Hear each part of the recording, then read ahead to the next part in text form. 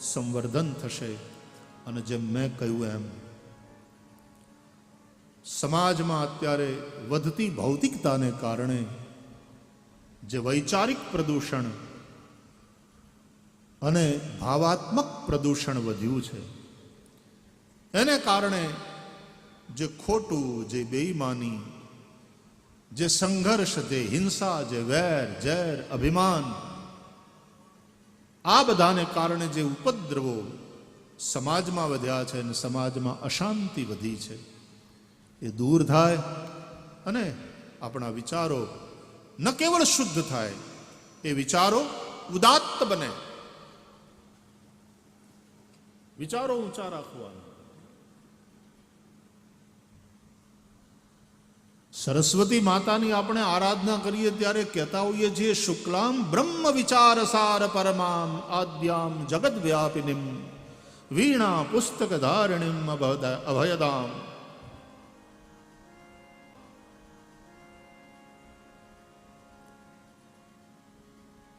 વિચાર ઊંચા રાખવાના. આપણા વિચાર સત્ય સાથે જોડાયેલા હશે તો એનું નામ સદવિચાર. આપણો ભાવ સત્ય સાથે જોડાયેલો હશે તો એનું નામ સદભાવના. અને એ બંને સત્ય સાથે જોડાયેલા હશે તો આપણો વ્યવહાર, આપણા કર્મો એ સત્ય સાથે જોડાયેલા રહેશે. એનું નામ સત્કર્મ, એનું જ બીજું નામ ધર્મ.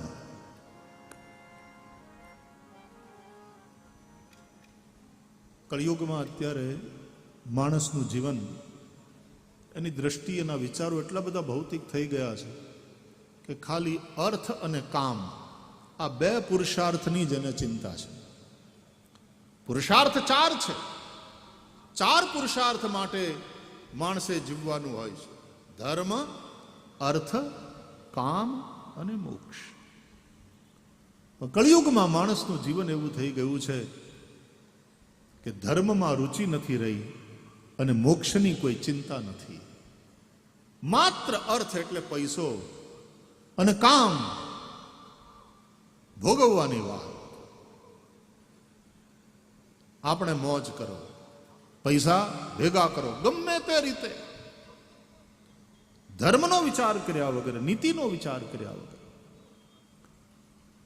તો ધર્મમાં રુચિ નથી રહી અને મોક્ષની કોઈ ચિંતા નથી રહી. કેવલ અર્થ અને કામ પ્રધાન જીવન થયું છે અને પરિણામે આખા વિશ્વમાં એક અશાંતિ ઊભી થઈ છે. ક્યાંક બે સમાજો ટકરાય, ક્યાંક સમાજની અંદર આપસમાં લોકો બે ગ્રુપવાળા ટકરાય, કોઈક જગ્યાએ બે રાજ્યોવાળા અંદર બાંધે, અલગ અલગ ભાષાભાષીઓ આપસમાં ઝઘડા કરે, કોઈક જગ્યાએ બે દેશો ટકરાય. યુક્રેન અને રશિયા હજી અમને હળગે છે. નાના નાના નાના તાપણા તો કેટલી જગ્યાએ છે. અને એને કારણે લોકો ચિંતા કરે છે કે ક્યાંક ત્રીજું વિશ્વયુદ્ધ જોવું ન પડે. બુદ્ધ પુરુષોની વાતો આપણે કાને નહીં ધરીએ તો દુનિયા આખી યુદ્ધના સામના તો કરતા રહેવા પડશે. અને યુદ્ધમાં ભયંકર વિનાશ, યુદ્ધની વિભીષિકા બહુ ભયંકર દ્રશ્યો ઊભા કરે છે. એ ન થાય, એનાથી બચવું હોય તો જે બુદ્ધ પુરુષોની વાણી છે, એ પછી ભગવદ્ ગીતા હોય, એ રામાયણ હોય, એ શ્રીમદ ભાગવત હોય, વેદો અને ઉપનિષદો હોય, આપણા પુરાણો હોય, આ બધાને શરણે જવું પડશે. નિત્ય સત્સંગ કરતા રહેવો પડશે. અને એટલા માટે કથાઓની પોતાની એક ઉપયોગિતા જ નહીં, એની એક અગત્યતા છે. ખૂબ અગત્યની આ વાત છે. નિત્ય સત્સંગ થવો જોઈએ. દિવસ વાંઝિયો વીતવો ન જોઈએ. એક દી ઘરમાં બરાબર હંજવારી ન કાઢો અને આ બહેનો માવડીઓ એક વાર નહીં, ત્રણ વાર હાવણી ફેરવતી હોય છે. અને 3 વાર કરતાંય વધારે જો ક્યાંક વાવડો આવ્યો ઉડીને અંદર આવ્યું તો વળી એ જ ક્ષણે હાવણી લઈ ઘરને વાળી ચોળીને સાફ કરે. આપણે આપણા ઘરમાં કચરો સહન નથી કરી શકતા, દિવસમાં 2-3 વાર હાવણી લઈને સાફ કરીએ. કચરો જોઈ જઈએ એટલે તરત સાવણી લઈને સાફ કરીએ છીએ. ઘરમાં જો કચરો અને ગંદકી આપણાથી સહન ન થતા હોય તો મનમાં કચરો અને ગંદકી આવે કેમ સહન થાય?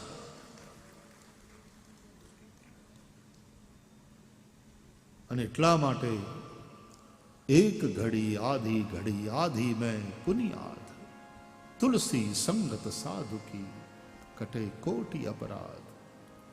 સત્સંગ નિત્ય કરવો સારું છે. વિજ્ઞાન અને ટેકનોલોજીના આશીર્વાદને કારણે આપણને સત્સંગ ઘેર બેઠા પણ નિત્ય પ્રાપ્ત થાય છે,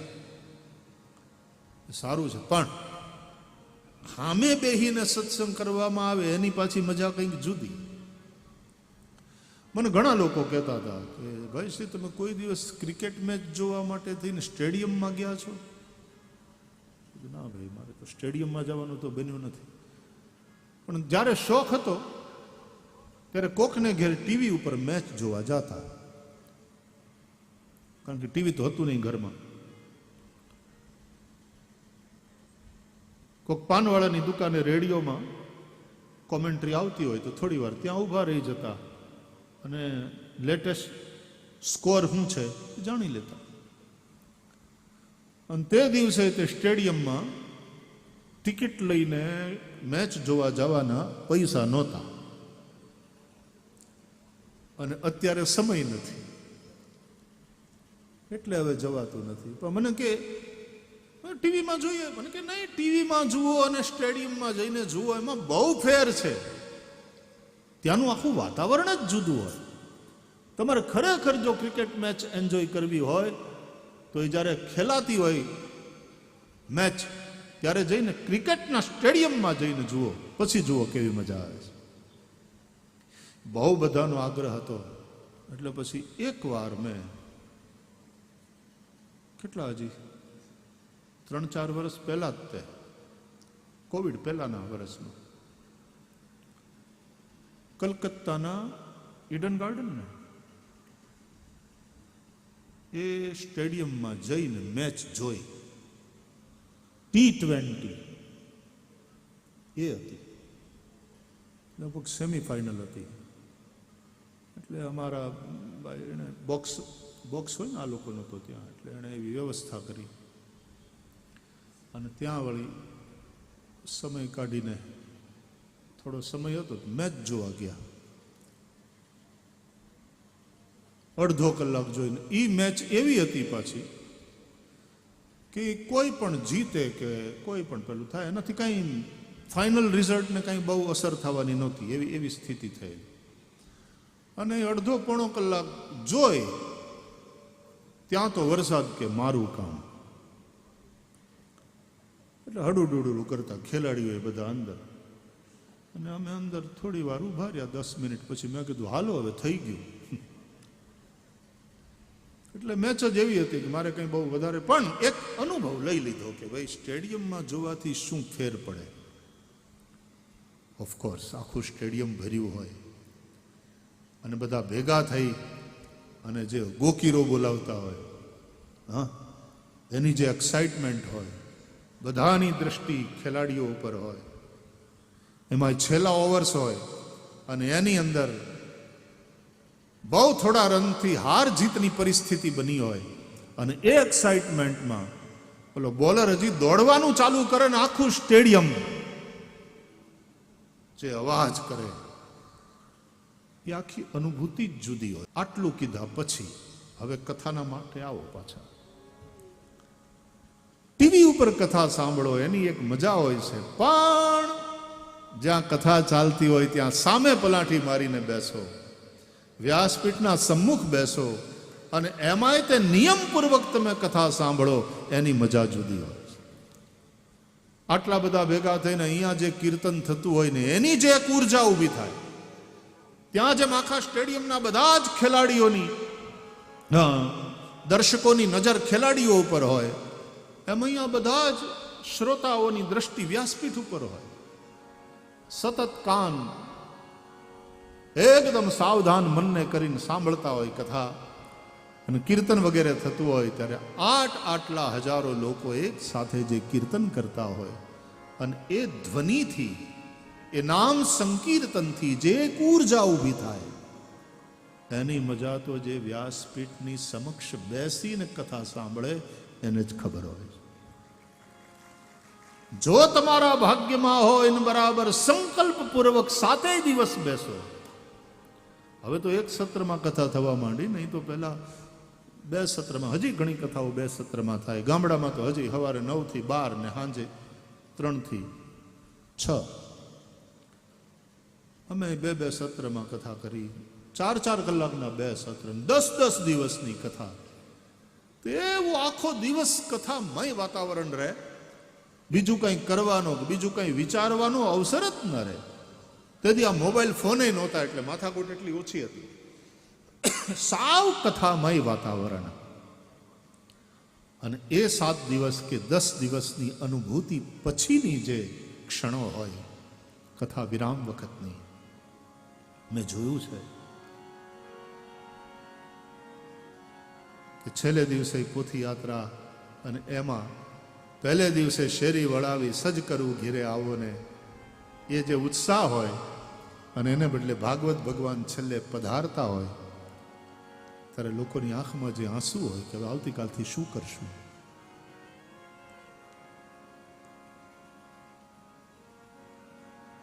અમે નીકળતા હોઈએ ત્યારે લોકોને ગાડીની આગળ રસ્તામાં હુઈ જતા જોયા છે. અને તે દિવસે યાદ આવે કે શું એ ગોપીઓનો પ્રેમ હશે કે કૃષ્ણ પરમાત્મા જ્યારે ગોકુળ છોડીને મથુરા જતા હતા અને વ્રજવાસીઓની જે દશા હતી. ભાગવતજીની પૂર્ણાહુતિના સમયે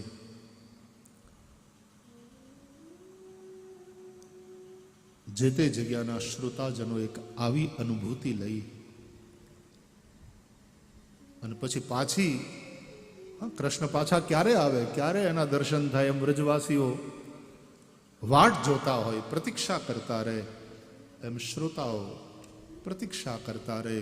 વયંતુ ન વિતૃપ્યામ ઉત્તમ શ્લોક વિક્રમે યચ્છૃણવતામ રસજ્ઞાનામ સ્વાદુ સ્વાદુ પદે પદે.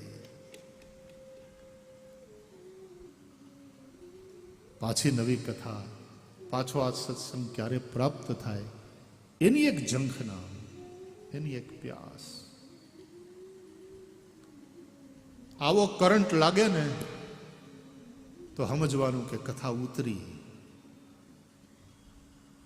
માલિશ કરે ને માણસ, મસાજ કરે તો તેલ આમ શરીરની અંદર ઉતરવું જોઈએ. માથે તેલ નાખે, બેનો ઘસે, પાથીએ નાખે, તેલ અંદર ઉતરવું જોઈએ. આપણે ખાઈએ, ભોજન કરીએ તો એ ગણ કરે, પચે, એનું લોહી થાય અને નરવાય, એ સારું સ્વાસ્થ્ય તરત દેખાય આપણા શરીરમાં. એમ કથા પણ ઉતરવી જોઈએ, દિમાગમાં ઉતરવી જોઈએ, આપણા દિલમાં બેસવી જોઈએ. અને પછી ધીમે ધીમે ધીમે વ્યવહારમાં જો ઉતરે તો સમજો તમારા જીવનમાં ભાગવતનો અવતાર થયો. આખું જીવન, અને મેં કેટલાયના જીવન એવી રીતે બદલાયેલા જોયા છે. અમે પોતે એ રીતે જ આવ્યા ને, આમાં ભાગવતે એ જ રીતે પકડ્યા ને એટલા માટે તો આમાં આવ્યા. આ ભાવથી કથાનું શ્રવણ થાય. ઘણી વાર યાદ કરું કે એક જગ્યાએ કથાની પૂર્ણાહુતિમાં આભાર દર્શન થાય ને, એમાં બહેનોએ ત્યાં ગીત ગાયેલું, પોતાના પૂર્ણાહુતિ સમયના ભાવોને પ્રગટ કરતું કે તમે મન મૂકીને વરસ્યા, તમે તો મન મૂકીને વરસ્યા, પણ અમે જન્મ જન્મ ના તરસ્યા. તમે મન મૂકીને વરસ્યા, મૂકીને વરસ્યા, અમે જન્મ જન્મ ના તરસ્યા. તમે મૂસળધારે વરસ્યા, અમે જન્મ જન્મ ના તરસ્યા. તમે તો મૂષળધારે વરસ્યા, પણ અમે જન્મ જન્મ ના તરસ્યા. હજાર હાથે તમે દીધું પણ જોડી અમારી ખાલી. હજાર હાથે તમે દીધું પણ જોડી અમારી ખાલી. જ્ઞાન ખજાનો તમે લૂંટાવ્યો તો પણ અમે અજ્ઞાની. તમે અમૃત રૂપે વરસ્યા, તમે અમૃત રૂપે વરસ્યા, અમે જન્મ જન્મ ના તરસ્યા. તમે મૂષળધારે વરસ્યા, અમે જન્મ જન્મ ના તરસ્યા. અમે જન્મ જન્મ ના તરસ્યા, અમે જન્મ જન્મ ના તરસ્યા. આ કથાનું સાફલ્ય છે. વયંતુ ન વિતૃપ્યામ. અને એ જે અતૃપ્તિનો ભાવ છે, કથા સાંભળવાથી તૃપ્તિ તો મન અનુભવે, આનંદ અનુભવે, અને એટલા માટે તો બેસી રહીએ છીએ. નહીં તો કઈ બળજબરી છે? 3-3, 4-4 કલાક બેસીને ભગવાનની કથા સાંભળીએ, સારી વાતો સાંભળીએ, ભગવાન નામ સંકીર્તન કરીએ, ભેળા થઈને બધા ગરબા લઈએ. એ આનંદ તો આપણને પ્રાપ્ત થાય જ છે. એટલે આવીએ છીએ, એટલે બેસીએ છીએ, એટલે સાંભળીએ છીએ. પરંતુ છેલ્લે એક અતૃપ્તિનો અહેસાસ લઈને ઊભા થઈએ, અને એ અતૃપ્તિ એ પ્રેમને કારણે છે. અમારું દિલ ભરાણું નથી, હજી અમે હજી ધરાણા નથી. અને એ અતૃપ્તિ વળી પાછી આપણને બીજી કથા માટે, આગળના સત્સંગ માટે ક્યાંક ને ક્યાંક લઈ જાય. તો ધર્મ અર્થ કામ મોક્ષ 4 પુરુષાર્થ છે વાલા. એમાં માત્ર અર્થની જ ચિંતા અને ચિંતન કરશો, કેમ રૂપિયા મળે, અથવા તો સરકાર પણ લોકોની પર કેપિટા ઇન્કમ કેવી રીતે વધે, કિસાનોની આવક કેવી રીતે વધે, એની ચિંતા કરે, બરાબર છે. અને એ જ રીતે ભોગો બધાને પ્રાપ્ત થઈ રહે, કોઈ ભૂખ્યું ન રહે. દરેક પ્રકારના ભોગો સૌને પ્રાપ્ત થાય. બધાની પાસે સારા મકાન હોય, સારું ખાવાનું હોય, સારી મેડિકલ ફેસિલિટીઝ હોય, આ બધું જ હોય. પણ એના પાયામાં જો ધર્મ નહીં હોય તો આ બધો વિકાસ ધોવાઈ જશે. ભૌતિકતાના પૂરમાં આ બધો જ વિકાસ ધોવાઈ જશે. કારણ કે એ ભૌતિકતાને કારણે જે સંઘર્ષ, જે અશાંતિ, જે ઝઘડા, જે અપરાધો, જે ક્રાઇમ રેટ ઉપર જશે. એટલે કહે છે કે શાંતિના વાતાવરણમાં કોઈ પણ રાષ્ટ્ર તરક્કી કરે છે. અને એટલા માટે પાયામાં ધર્મ હોય તે જરૂરી. ચાર પુરુષાર્થમાં પહેલું સ્થાન આપ્યું ધર્મને. ધર્મ, અર્થ, કામ, પછી મોક્ષ. આ ત્રિવર્ગ કહેવાય. મોક્ષને છોડી દો તો ધર્મ, અર્થ અને કામ, એને આપણા શાસ્ત્રોમાં ત્રિવર્ગ કહે છે. અને એમાં આ હોય તો એનાથી જે પ્રાપ્ત થાય આ અને આ, એટલે કે ધર્મ હોય તો ધર્મને કારણે જે પ્રાપ્ત થાય અર્થ અને કામ, એ સુખી કરે, એ કલ્યાણ કરે. ધર્માદ અર્થશ્ચ કામશ્ચ સ કિમર્થમ ન સેવ્યતે. ધર્મ દ્વારા તમને અર્થ, તમારી આર્થિક તરક્કી, ધર્મ દ્વારા કામ, સુખ આપનારા બધા જ ભોગો તમને પ્રાપ્ત થશે. પણ એ ધર્મ વગર જો પ્રાપ્ત કર્યું તો પાયા વગર ગમે એટલી તમે ભવ્ય ઇમારત બાંધી હશે, ધરતીકંપનો આંચકો ખમી નહીં શકે. અરે ધરતીકંપ જવા દો, ક્યારેક તો સારું વાવાઝોડું આવી જાય ત્યાં હલબલે. ધર્મ નીવ હૈ, ધર્મ એ પાયો છે.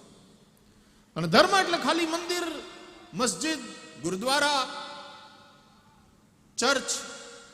ધર્મ એટલે ખાલી યજ્ઞ યાગાદી પૂજા પાઠ નહીં. ધર્મ એટલે એવા ગુણોને ધારણ કરવા. ગુણો એટલે વેલ્યુઝ. સત્ય હોય માણસના જીવનમાં, નીતિ હોય, પરોપકારની ભાવના હોય, ભાઈચારાની ભાવના હોય, પ્રેમ હોય, કરુણા હોય, દયા હોય. કદાચ કોઈનાથી અપરાધ થઈ જાય તો એને ક્ષમાથી જોવાની ભાવના હોય. આ બધા જે ગુણો છે, વેલ્યુઝ, મૂલ્યો, એને જીવનમાં ધારણ કરવા, એનું નામ ધર્મ.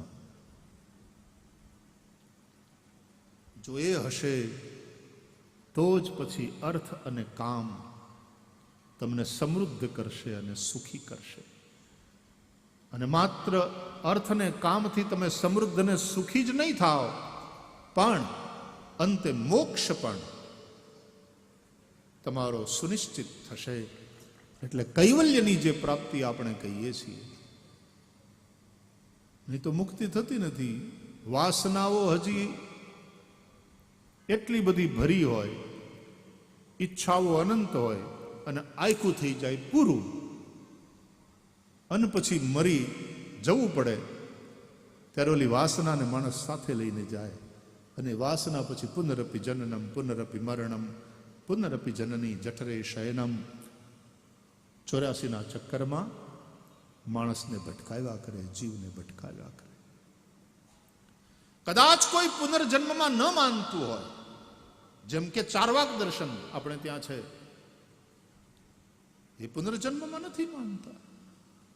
તો આ જન્મને ને અત્યારનું જે જીવન છે એ તો હાવ રોકડી બાબત છે ને વાલા, એને તો માનવું જ પડે. અને આ જીવનની અંદર તમને સુખ ખપે છે, દુઃખ કોઈને નથી જોઈતું. આ તો પાકી વાત. સુખમ મે ભૂયાત દુઃખમ મે મા ભૂત. જો આ તમારી જરૂરિયાત હોય તો એના માટે ધર્મની જરૂર છે. માટે ધર્મમ ભજસ્વ સતતમ. ધર્મ સતત કરો. આપણે એમ માનીએ છીએ કે મંદિરમાં જઈ પૂજા પાઠ કરીએ એટલો સમય ધર્મ. ના, ધર્મમ ભજસ્વ સતતમ. ઘણાને એમ થાય કે ધર્મ છે ને એ ઔષધિ જેવો છે, માંદા પડીએ ત્યારે લેવાની દવા. ભગવાન એટલે ઘણાને માટે સંકટ સમયે ખેંચવાની સાંકળ. ત્યારે એવા હનુમાન ચાલીસા કરે, હનુમાનજીની સામે ઉભો રહીને જય હનુમાન જ્ઞાન ગુણ સાગર. કેમ તો કે સંકટ સે હનુમાન છુડાવે, મન કર્મ બચન ધ્યાન જો લાવે, અષ્ટ સિદ્ધિ નવ નિધિ કે દાતા. જે કંઈ જોતું હોય અથવા તો સંકટમાં ફસાયા હોય તો હનુમાનજીને ભજે, બાકીના સમયમાં નહીં ભજવાનું. ઔષધિ વાળી વાત કે હવે હાજા હારા થઈ ગયા, હવે દવા ખાવાની જરૂર નહીં, ગરજ શરીર વૈદ વેરી એમ કામ થઈ જાય. એટલે હનુમાન આપણા માટે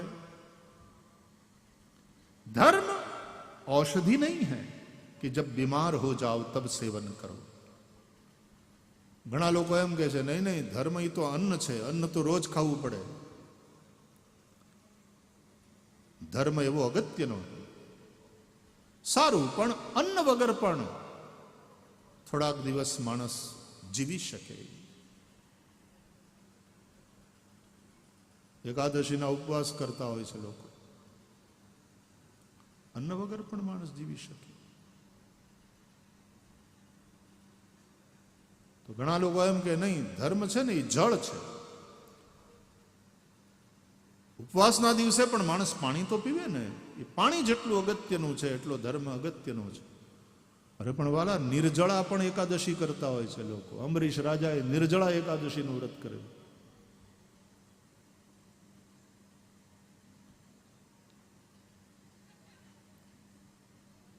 धर्म न औषधि है, धर्म न अन्न है, धर्म न जल है. धर्म क्या है? धर्म है जीवन का ऑक्सीजन, प्राणवायु. ब्रीथ, श्वास चालता अटकी जाए, बात पूरी. ये प्राणवायु ना हो तो जीवन टके ज नहीं. સતત શ્વાસ લેતા રહેવાના હોય છે. એમ ધર્મમ ભજસ્વ સતતમ, કારણ કે જીવનનો પ્રાણવાયુ છે વાલા. એટલે દરેક વખતે હું બોલું તો ધર્મ મારી સાથે હોય તો મારે શું બોલાય શું ન બોલાય એનો વિવેક ધર્મ મને આપે. હું ખાવા બેસું ત્યારે ધર્મ મારી સાથે હોય. શું ખવાય શું ન ખવાય, શું પીવાય શું ન પીવાય, એનો વિવેક ધર્મ મને આપે. અને જે ખાવા યોગ્ય છે, પીવા યોગ્ય છે, એને હું પેલા ભગવાનને સમર્પિત કરું. બ્રહ્માર્પણમ બ્રહ્મ હવિર બ્રહ્માગ્નવ બ્રહ્મણાહુતમ બ્રહ્મૈવ તેન ગંતવ્યમ બ્રહ્મ કર્મ સમાધિના. ભગવાનને અર્પણ કરીને પછી જમવું એ પ્રસાદ બને. સૂતી વખતે હું ભગવાનને યાદ કરીને, પ્રભુને પ્રણામ કરીને શયન કરું. દિવસ દરમિયાન થયેલી ભૂલોની હું માફી માગું પરમાત્મા પાસે. કરચરણ કૃતમ વા કાયજમ કર્મજમ વા શ્રવણ નયન જમ વા માનસમ વા પરાધમ વિહિતમ વિહિતમ વા સર્વમેતત ક્ષમસ્વ. જય જય કરુણાબ્ધે શ્રી મહાદેવ શંભો. દિવસ દરમિયાનના બધા જ કર્મો પ્રભુને સમર્પિત કરી. ત્વમેવ માતા ચ પિતા ત્વમેવ, ત્વમેવ બંધુશ્ચ સખા ત્વમેવ, ત્વમેવ વિદ્યા દ્રવિણમ ત્વમેવ, ત્વમેવ સર્વમ મમ દેવ દેવ. આવા ભરોસા સાથે ભગવાનના ચરણમાં માથું મૂકી અને શયન કરીએ તો ધર્મને આપણે સતત ભજ્યો. ધર્મમ ભજસ્વ સતતમ. સવારના જાગીએ તો પણ સીધા હથેળીમાં ભગવાનના દર્શન કરીને, કરાગ્રે વસતે લક્ષ્મી કરમૂલે સરસ્વતી કરમધ્યે તુ ગોવિંદ પ્રભાતે કર દર્શનમ. હાથમાં ભગવાનના દર્શન કરવા. જે હાથમાં ભગવાન રહેતા હોય એ હાથથી ક્યારેય ખોટા કામ ન થાય. પલંગ ઉપરથી ધરતી ઉપર પગ મૂકીએ એટલે પહેલા માં ધરતીને પ્રણામ કરવાના. સમુદ્ર વસને દેવી પર્વત સ્તન મંડલે વિષ્ણુ પત્ની નમસ્તુભ્યમ પાદ સ્પર્શમ ક્ષમસ્વ મે. દાંતણ કરવા જોઈએ, દાંતણનો મંત્ર શ્લોક છે. નાવા જઈએ તો નાવા માટેનો શ્લોક છે. એક એક વાત ઋષિઓએ આપણને સમજાવી. ધર્મમ ભજસ્વ સતતમ. કામ કરતા જાઓ અને દરેક કામમાં ધર્મને સાથે રાખીને કાર્ય કરો. તમને કોઈ દી એવું કહેવાની જરૂર પડી કે રોટલા ઘડજો રસોઈ કરજો, પણ હારવાર શ્વાસ લેતા જાજો માં બેન, શ્વાસ લેવાનું ભૂલાય નહીં, એવું કેવું પડે?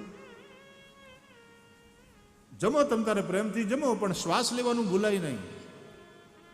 દાળ ભાત તો લેજો, લાડવા લેજો, ફરસાણ લેજો, પણ શ્વાસ લેજો. ખાસ શ્વાસ લેવાનું ભૂલતા નહીં.